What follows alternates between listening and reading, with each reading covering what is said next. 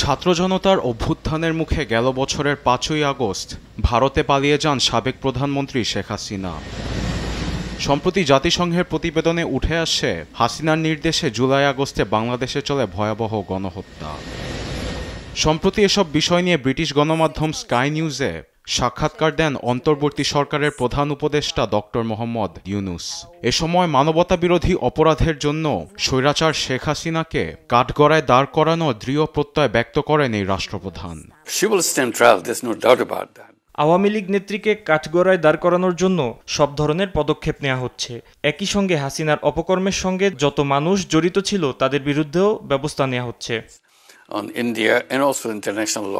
তবে শেখ হাসিনাকে দেশে আনার জন্য আন্তর্জাতিক আইনি জটিলতার কথা জানিয়ে প্রধান উপদেষ্টা বলেন, বিচারে সহযোগিতার জন্য হাসিনাকে ফেরত চেয়ে ভারতকে চিঠি দেওয়া হয়েছে, তবে তার কোনো জবাব দেয়নি দেশটি। একই সঙ্গে টিউলিপ সিদ্দিকের বিষয়ে কথা বলেন অন্তর্বর্তী সরকারের প্রধান উপদেষ্টা। বাংলাদেশে টিউলিপের বিচার হবে কিনা এ নিয়ে সংশয় জানান তিনি, তবে তার বিরুদ্ধে দুদক তদন্ত চালাচ্ছে।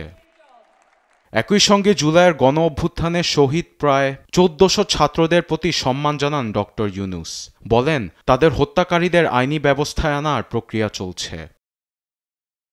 সাক্ষাৎকারে আয়নাঘরের বিষয়ে উপস্থাপকের প্রশ্নে ডক্টর ইউনূস বলেন, এর আগে বাংলাদেশ এমন নিষ্ঠুর নির্যাতনের সাক্ষী হয়নি কখনো। ভুক্তভোগী পরিবারের প্রতি সমবেদনা জানিয়ে আয়নাঘরের সঙ্গে জড়িতদের বিচার নিশ্চিতের কথা জানান তিনি। বলেন, আয়নাঘরকে জাদুঘর বানিয়ে জনসাধারণের জন্য উন্মুক্ত করা হবে।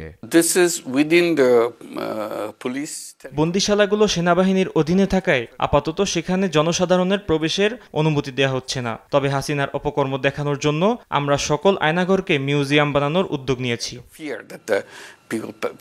একই সঙ্গে রোহিঙ্গা ইস্যুটি নিয়েও নিজের অবস্থান জানান দেন প্রধান উপদেষ্টা। তাদের হস্তান্তরে আন্তর্জাতিক মহলে আলোচনা চলছে বলেও জানান তিনি। নিউজ ডেস্ক, দেশ টিভি।